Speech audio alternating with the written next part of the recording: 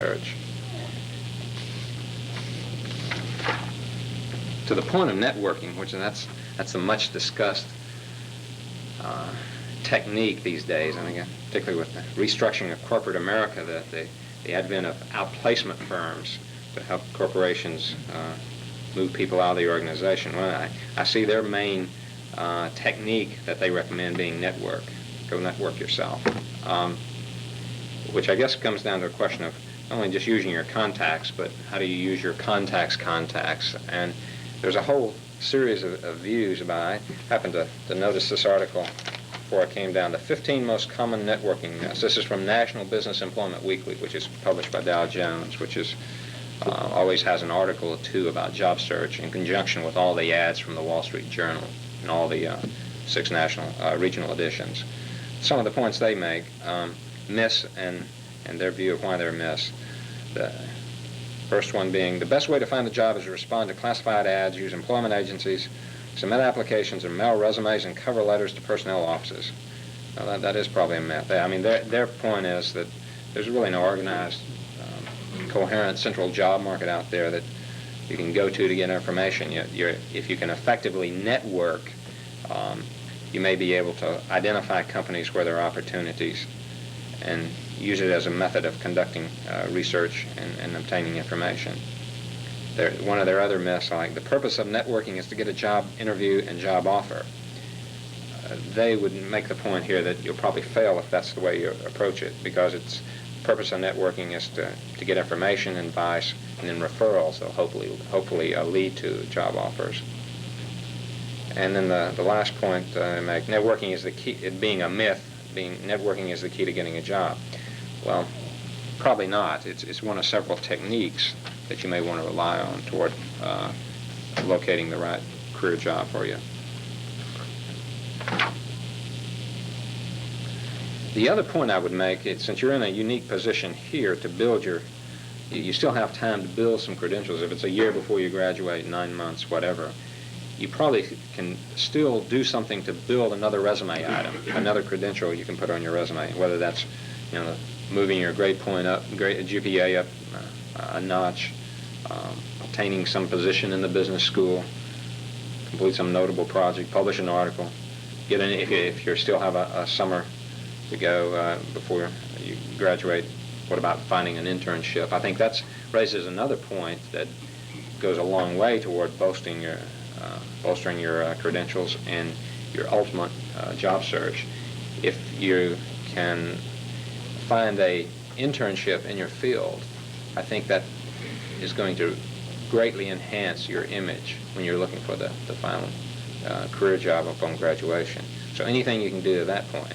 I recall when I was here, which was days before word processing, to find a internship, I typed out 100 letters, and it was a very long and onerous process.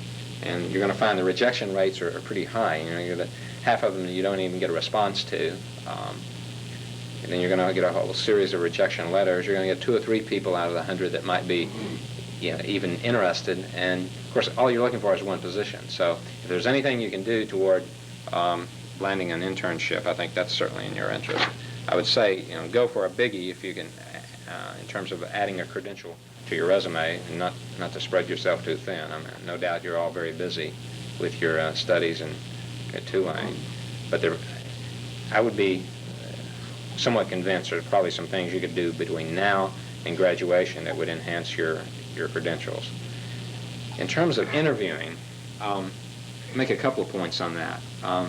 I would say the first thing that would be most important from your interviewing, whether it's here on campus or whether it's subsequent interviews you're able to land from your overall marketing campaign, is probably preparation. You don't want to go into any interview not being prepared. And by that I mean some familiarity with the company, some rehearsal in your mind at least of what your marketing pitch is for selling yourself, and just general preparation for the interview. The second and most important point in my view is to be able and prepared to demonstrate some enthusiasm in the interview. A lot of other things that have to be right, but maybe are the obvious. I mean, your appearance has to be there. to have developed some kind of planned dialogue in terms of presenting yourself that flows easily. You need to be aggressive, not abrasive, but I don't think an interview is the time to be laid back. I think it depends on the market. I mean, laid back in New York versus laid back in Dallas, Texas may be two different things, but I think you need to be aggressive without being too pushy. And as we were saying before, there's a whole host of books on interviewing techniques. You might do well to either get one from the library or buy one and get some other people's opinions on approaches in interviews. I would say there's some other mechanical things you need to remember to do. Bring a resume to the interview just to be sure, an additional resume. Plan to send a follow-up letter to the interviewer. To the point of appearance, and I'm sure you're all at this point have developed certain approaches and certain styles in terms of how you present yourself, but your physical appearance is going to be one of the first factors. And first impressions do count.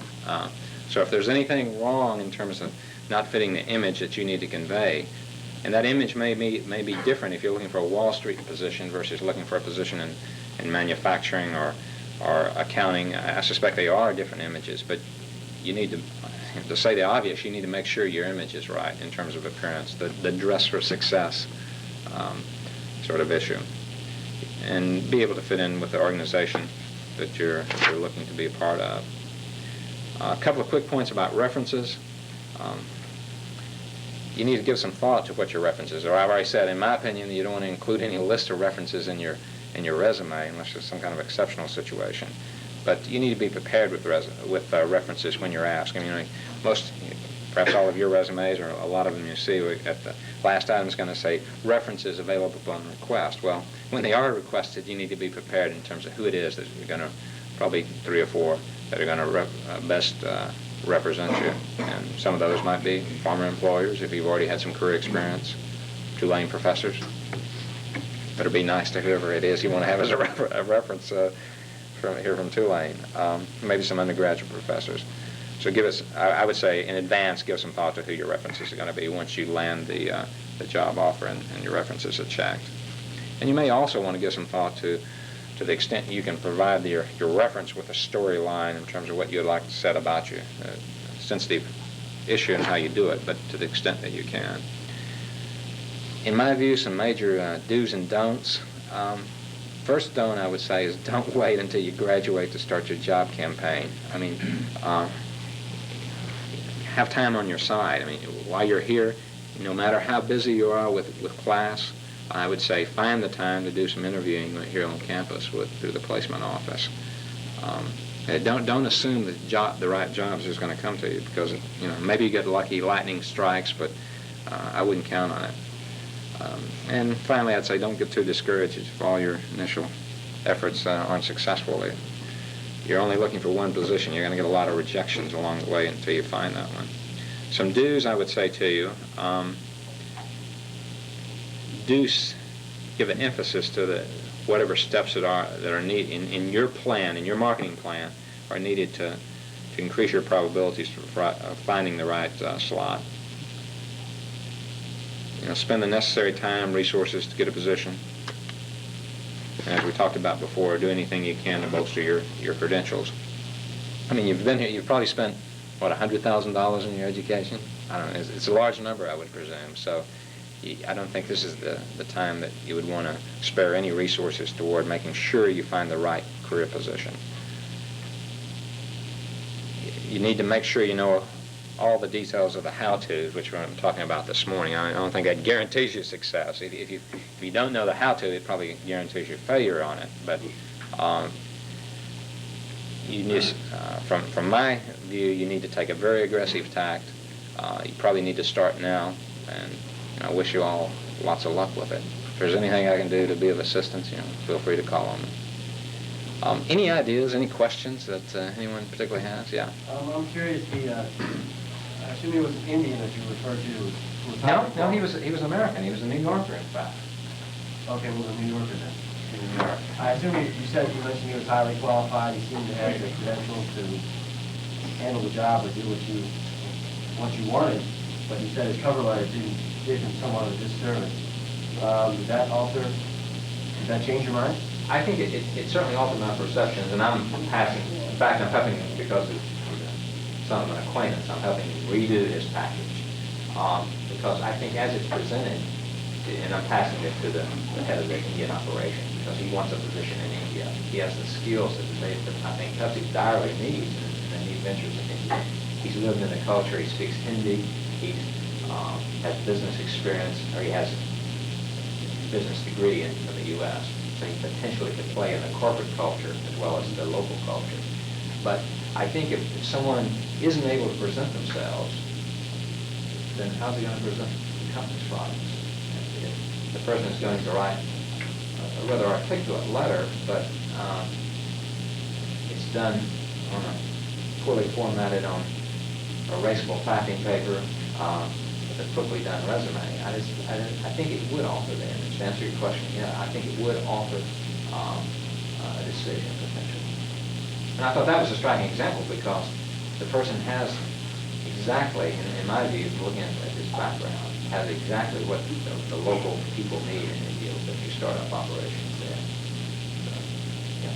To get a resume and a cover letter read, obviously that's your goal. And you talked about some of the negatives that keep them from being read. What makes one stand out other than a good format? Well, I think you've got to have a good format. A good format may get you the glance at the resume. Now, I think literally, if it's part of a mass mail program, you're sending out 1,000 of these, and let's presume you've sent it to the right person, has the right address, and that person hasn't left the company or something like that. So you get it in the right person's hands. I think even in that scenario, it's sort of a luck of the draw in a way. If he glances at she glances at your resume and the objective statement is financial analyst in the chemical industry, and this happens to be the day they're looking, the guy down the hall just quit and they're looking for a financial analyst, well, you're going to, it's the luck of the draw gets some further consideration. But I think some of the things that I think are gimmicks that are talked about that were standing out, have green paper with red ink on it or something, I don't think that's going to go.